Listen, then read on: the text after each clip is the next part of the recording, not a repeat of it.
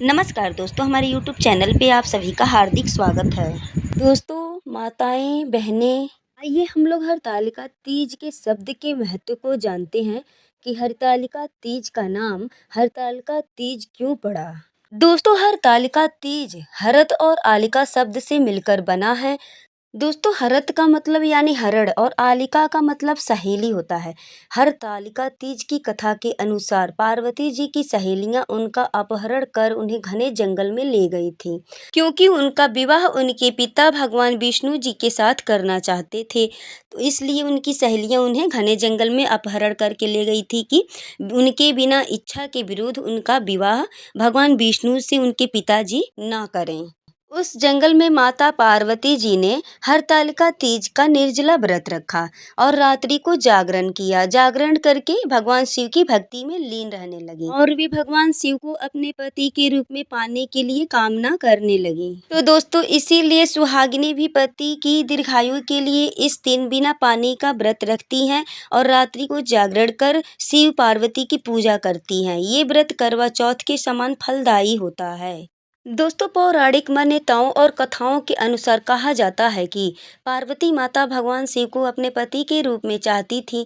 मान्यताओं के अनुसार पार्वती जी की सखियां उन्हें हरण कर वन ले गई थीं, जहां पर वे भगवान शिव को पाने के लिए कठोर तपस्या की थी।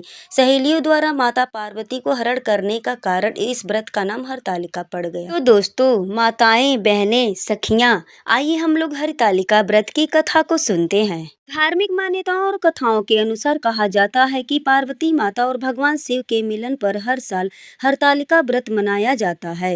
ऐसी मान्यता भी है कि जब माता पार्वती भगवान शिव को पति के रूप में पाना चाहती थी तो उस समय उन्होंने कठोर तपस्या की। अर्थात माता पार्वती की तपस्या को देखकर उनके पिता राजा हिमाचल जी बहुत दुखी हो गए थे। हर माता पार्वती की कठोर तपस्या से भगवान विष्णु तो अति प्रसन्न हो गए और माता पार्वती पर भगवान विष्णु अति मोहित भी हो गए। अर्थात उन्होंने अपनी इच्छा जाहिर करने के लिए उन्होंने नारद जी को बुलाया और विवाह का अपना प्रस्ताव लेकर पार्वती जी के पिता के पास भेज दिया। तब जब नारद जी राजा हिमाचल के पास भगवान विष्णु के प्रस्ताव को लेकर गए और उनके समक्ष रखा तो वे तुरंत स्वीकार कर लिए, क्योंकि वे अपनी पुत्री माता पार्वती का विवाह भगवान विष्णु जी से ही करना चाहते थे।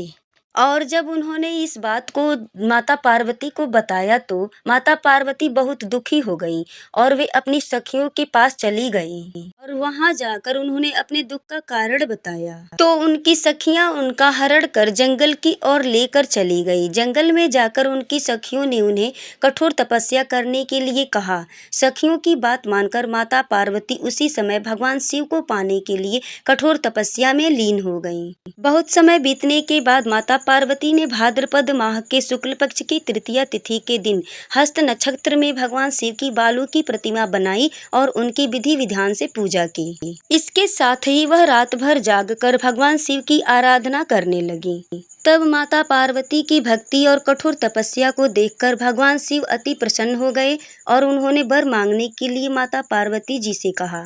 तब जाकर माता पार्वती जी ने भगवान शिव को अपने पति के रूप में मांगा। फिर भगवान शिव ने उन्हें अपने पत्नी के रूप में स्वीकार कर लिया। इसके साथ ही उन्होंने कहा कि जो भी सुहागिन महिलाएं या कुंवारी कन्याएं हरतालिका तीज का व्रत रखती हैं तो उनके पति की उम्र लंबी होगी, साथ ही सारी इच्छाएं भी पूरी हो जाएगी। तो दोस्तों, माताएं, बहनें, सखियां, सहेलियां, आप लोग हरतालिका तीज का व्रत रखती हैं तो आप लोग हरतालिका व्रत की कथा को अवश्य सुने। तो दोस्तों, हमारी वीडियो पसंद आती हो तो आप हमारे चैनल को subscribe, like and bell icon को अवश्य प्रेस करें और अगली वीडियो पाने के लिए हमारे चैनल को सब्सक्राइब करें। दोस्तों, हमारे यूट्यूब चैनल से जुड़े रहने के लिए आप सभी का बहुत बहुत धन्यवाद।